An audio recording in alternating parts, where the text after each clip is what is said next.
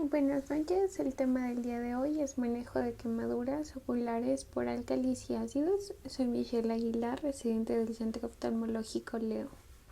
Como una pequeña introducción, tenemos que saber que las quemaduras oculares son lesiones ocasionadas por agentes químicos o físicos. Entonces esto se genera un daño celular en el globo ocular y las estructuras anexas. Representan una verdadera emergencia ocular y se pueden clasificar según el agente causal en químicas por álcalis o ácidos y en quemaduras físicas por agentes térmicos o por radiación ultravioleta. Las quemaduras por álcalis son 2 veces más común que las producidas por ácidos, ya que estas se ocupan en el hogar y también en la industria. Tenemos que saber también que la severidad de la lesión ocular con álcalis o ácidos está relacionado con el tipo de químico, la concentración de la solución, la superficie de contacto, la duración de la exposición y qué tanto penetró en el tejido la sustancia.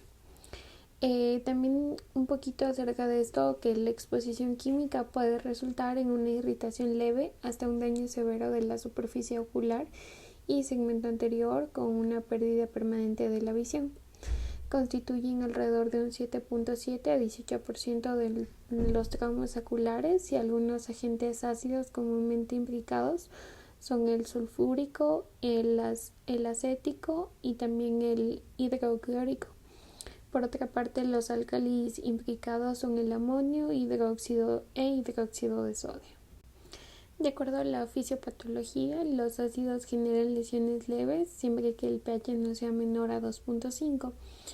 El ion hidrógeno de las soluciones ácidos altera el pH, mientras que el anión genera la unión a proteínas, teniendo como consecuencia así la precipitación en el epitelio corneal y el estroma superficial. Además, esto puede generar una necrosis coagulativa con formación de una escara que limita la penetración en la profundidad. En general, con respecto a las manifestaciones, cuando las lesiones son leves, se caracterizan por hiperemia y edema conjuntival. También puede aparecer erosión del epitelio corneal y edema en el estroma. Las lesiones químicas agudas se clasifican en grados para así poder permitir el tratamiento adecuado y orientar el pronóstico. Se hace mediante la observación de la transparencia de la córnea y la gravedad de la isquémica límbica. Aquí podemos observar una tabla en la cual podemos evidenciar que va del 1 al 6. También interviene el pronóstico, los hallazgos, el porcentaje de lesión conjuntival y la escala analógica. En la 1 el pronóstico en realidad es muy bueno, los hallazgos son 0 horas de afectación limbar, la lesión conjuntival es 0% y en realidad el paciente no se queja de un dolor. En el grado 2 el pronóstico es bueno, sin embargo existe menos de 3 horas de afectación limbar, la lesión conjuntival es menos del 30% y va a haber un aumento del porcentaje en la escala análoga. Con respecto al grado 3, el pronóstico es bueno, sin embargo los hallazgos ya evidenciamos mayor de 3 horas, puede ser hasta las 6 horas de afectación limbar. La lesión conjuntival va del más del 30% hasta el 50%. En el 4, el pronóstico es de bueno reservado. Los hallazgos que evidenciamos es mayor la afectación limbar, que puede ir de 6 a 9 horas. La lesión conjuntival ya es mayor al 50% hasta el 75%. En el grado 5, el pronóstico es de reservado a malo. La afectación limbar puede ir de más de 9 y menos de las 12 horas de afectación limbar.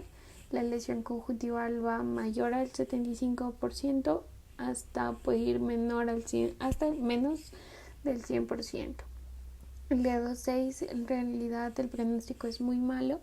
Con respecto a los hallazgos, vemos que todo el limbo está dañado las 12 horas. La lesión conjuntival es del 100%. Y tiene, como ya se mencionó, tiene un pronóstico muy malo. Ya como parte del tratamiento se debe instalar con proparacaína o tetracaína tópica para aliviar las molestias y así poder facilitar la irrigación. Como primer punto debemos irrigar los ojos durante 30 minutos como mínimo. De preferencia se debe realizarla con solución salina o lactato de Ringer. Sin embargo, si solo se cuenta con agua no esterilizada, debe utilizársela. Vamos a traccionar el párpado inferior hacia abajo y vertimos el superior para irrigar los fondos de saco. Continuamos irrigando hasta poder neutralizar el pH. Este debe ser en un intervalo de 7.3 a 7.7. Se puede comprobar el pH colocando una tira de papel tornasol en el fondo de saco inferior.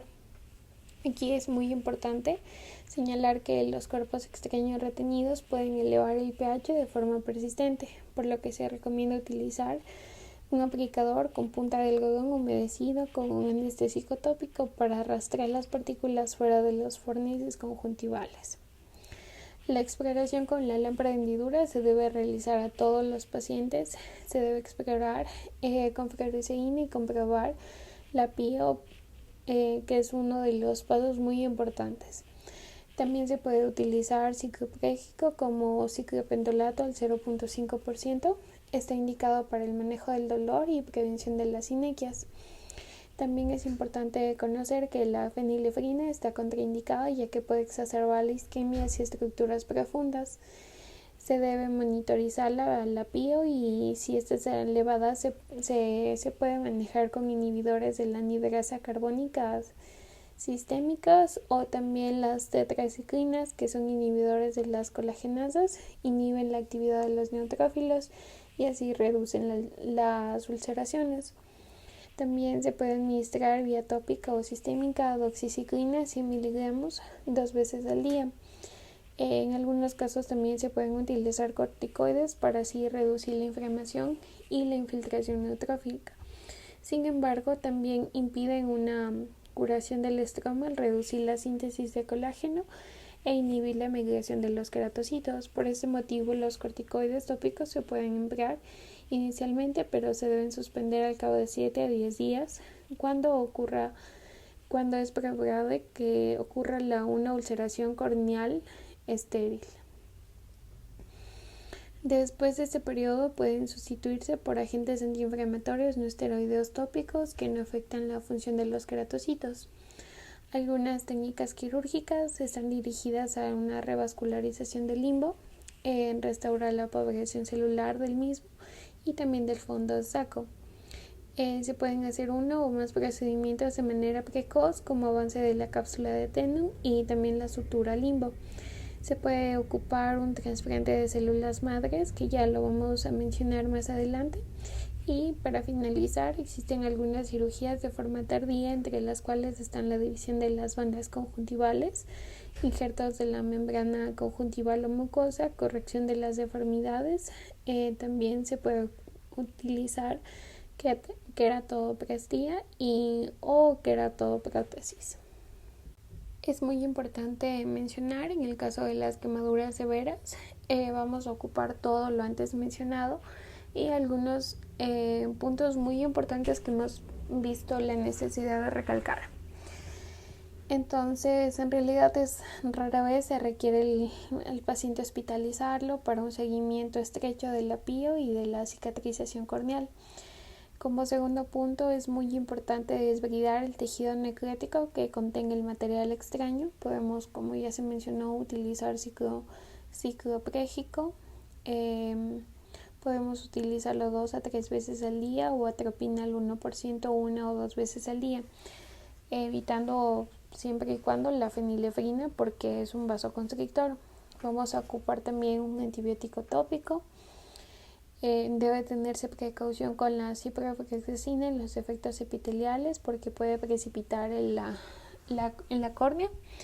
Vamos a ocupar un esteroide tópico que puede ser la prednisona al 1% con cobertura antibiótica asociada. Como séptimo paso, los medicamentos reductores de la PIO, como anteriormente mencionamos, si la PIO está aumentada aún no puede determinarse. También es muy importante que ocupemos una tetraciclina oral y vitamina C que pueden reducir la colagenolosis y la fusión del estroma. Como 10º punto, es muy importante tener en cuenta algunas otras consideraciones que podemos emplear en los pacientes, como lentes de contacto terapéutico, lentes de colágeno hidrofilas y injerto de membrana, que ya lo vamos a mencionar ahora. Este es el caso de una paciente de 18 años de edad que tuvo una lesión, una quemadura por álcalis en ambos ojos. Sin embargo, el ojo izquierdo disminuyó totalmente la agudeza visual, se generó una quemadura, como evidenciamos en la foto. La agudeza visual de esta paciente solo percibía movimiento de manos. Entonces, como se evidencia en la primera imagen, vemos una necrosis del epitelio superficial que involucra el 100% de la córnea y el limbo, compromete gran extensión de la conjuntiva. En esta paciente se utilizó un implante de membrana amniótica. Es muy importante como una pequeña mención. Este tipo de lesiones constituyen una verdadera urgencia y un reto en realidad para los oftalmólogos, ya que el objetivo es minimizar la extensión del daño y preservar la integridad de la superficie ocular, la cual se compromete de manera importante, especialmente en quemaduras con un compromiso del limbo del más del 50%, es decir, de A2, 4 hasta el 6. En los últimos años se ha recomendado el uso de la membrana amniótica en pacientes con quemadura de superficie ocular. Esta es la capa más interna de las membranas fetales y está constituida por una capa de epitelio, una membrana basal y un estroma vascular. Esta membrana amniótica promueve la epitelización y modula la inflamación al actuar como una membrana basal rica en factores de crecimiento, e incluso se ha propuesto que puede parcialmente restaurar la función de las células limbares. Al ser un tejido que genera baja antigenicidad, tiene un potente efecto antiinflamatorio, promueve la epitelización facilitando la adhesión y migración celular, además de promover el crecimiento de células epiteliales y limbares. Es antifibrótico y sirve de barrera antimicrobiana, facilitando así su integración, especialmente cuando se implanta, cubriendo la superficie ocular con el estroma hacia abajo.